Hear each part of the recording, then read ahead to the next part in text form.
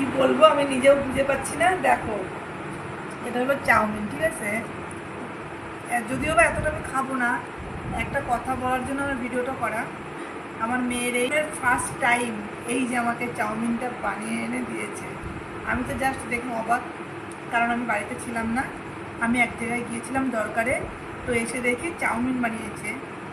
সত্যি দেখতে তো খুব ভালোই হয়েছে, কিন্তু খেতে কেমন হয়েছে জানি না, কিন্তু খেয়ে বলছি তোমাদেরকে, দাঁড়াও।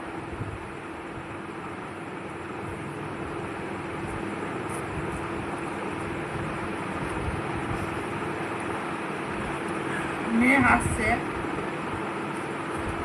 সত্যি কি বলবো, দারুণ হয়েছে, দারুণ।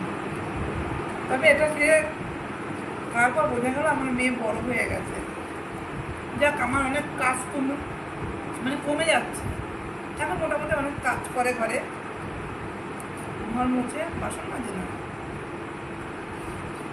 স্নান করে, পুজো দেয়, আজকে চাউমিন বানালো, চাও করে। আগামী দিন আরও কাজগুলো করবে।